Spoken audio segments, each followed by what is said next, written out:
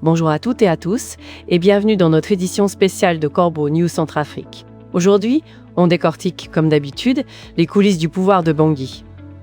Je suis Adèle Kanzoro et depuis le Studio C, j'ai le plaisir d'accueillir notre journaliste de terrain, toujours à l'affût, Arsène Feyi-Monezouy. Bonjour Arsène. Bonjour Adèle, c'est un plaisir d'être avec toi pour plonger dans cette actualité brûlante et quelque peu déroutante, il faut l'avouer. Nous allons voir comment le dictateur de Bangui tente de donner un vernis de légitimité à son coup de force institutionnel en le baptisant 7e République.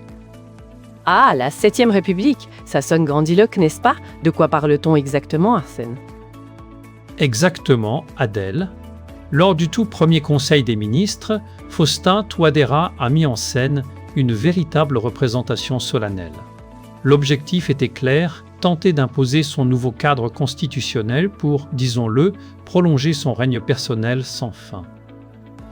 La réunion, tenue au palais de l'empereur, a d'ailleurs surtout été le théâtre d'un long monologue du dictateur, entièrement dédié à justifier son coup de force de décembre 2025.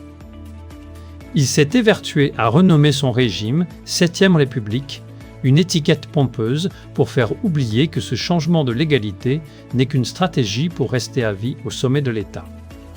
Devant des ministres visiblement dociles, le chef du régime a prétendu inaugurer une ère nouvelle, alors qu'il continue de s'entourer des mêmes figures politiques et des mêmes factions armées qui lui sont ralliées depuis une décennie. Donc, Arsène, on nous vend du neuf avec de l'ancien, c'est ça? Cette 7e République est en fait un énième tour de passe-passe pour maintenir les mêmes personnes au pouvoir, celles qui ont déjà eu une décennie pour faire leurs preuves ou pas? C'est tout à fait ça, Adèle. Et pour asseoir son autorité, Faustin Touadéra a sorti toute une série de directives, présentées comme indiscutables. Le cœur de ces règles, une surveillance mutuelle et un contrôle total des comportements. Sa rhétorique sur la fin des passe-droits et la lutte contre le favoritisme familial sonne particulièrement faux, surtout quand on sait qu'à Bangui, la haute administration reste la propriété exclusive de son clan. Le dictateur n'hésite pas à brandir la menace de limogeage immédiat pour écraser toute tentative d'indépendance chez ses ministres, transformant ce soi-disant gouvernement inclusif en une simple chambre d'enregistrement des désirs de l'empereur. Une chambre d'enregistrement des désirs de l'empereur, c'est une formule très parlante, Arsène. Et que dire de cette feuille de route? Est-ce qu'on y trouve des nouveautés pour les Centrafricains? Malheureusement, Adèle, cette feuille de route déclinée durant la séance est une reprise quasi textuelle des promesses déjà faites et déjà oubliées des campagnes précédentes, notamment sur la sécurité et le développement économique. Pendant que les forces internationales réduisent leur présence, le pouvoir prétend garantir la tranquillité des provinces sans allouer la moindre logistique concrète à l'armée nationale.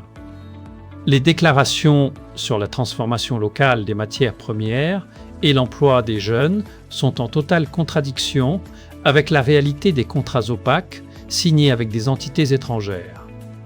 Ces dernières exploitent le sous-sol centrafricain au profit unique de l'oligarchie de Bangui. C'est sidérant d'entendre ça, Arsène. Des promesses recyclées, l'armée sans moyens et les richesses du pays qui s'envolent au profit de quelques-uns. Mais au-delà de l'économie, comment le régime gère-t-il la parole publique et la communication de ses ministres? Le verrouillage de la parole publique, Adèle, est le véritable axe de cette restructuration autoritaire. Faustin Touadéra a carrément interdit l'usage des réseaux sociaux personnels pour la communication des membres du cabinet. La diffusion des informations est désormais placée sous la tutelle unique d'un organe de censure étatique. Cette centralisation a pour but de cacher les profondes divisions internes au sein de cette coalition et de donner l'image artificielle d'un régime soudé. En imposant le secret absolu des délibérations, l'empereur dictateur cherche clairement à couper court à toute fuite vers la presse indépendante, notamment concernant les rivalités pour les budgets ministériels. Donc, en gros, on doit croire que tout va bien, que tout le monde est uni, et surtout qu'on ne doit rien savoir des petites guéguerres internes. Arsène, pendant que le régime s'occupe de ces querelles de protocole et de communication, que deviennent les préoccupations réelles des Centrafricains? C'est la grande question, Adèle. Les injonctions sur la ponctualité et l'obligation de présence physique ne servent finalement que de paravent à une volonté de domestication des esprits. La soumission au protocole semble remplacer l'action publique réelle. Le Premier ministre, lui, se retrouve réduit à un rôle de simple surveillant général chargé d'appliquer des sanctions disciplinaires au moindre écart. Et pendant que le sommet de l'État s'enferme dans ses querelles de règlement intérieur et de préséance protocolaire, les habitants de Bangui et de l'intérieur continuent de subir de plein fouet l'inflation galopante, ainsi que la pénurie chronique d'électricité et d'eau potable. C'est une situation qui semble malheureusement figée. Arsène, merci beaucoup pour cette analyse aussi vivante qu'incisive. Merci à toi, Adèle. Un article d'Alain Zillo, le directeur de publication de Corbeau News Centrafrique, CNC.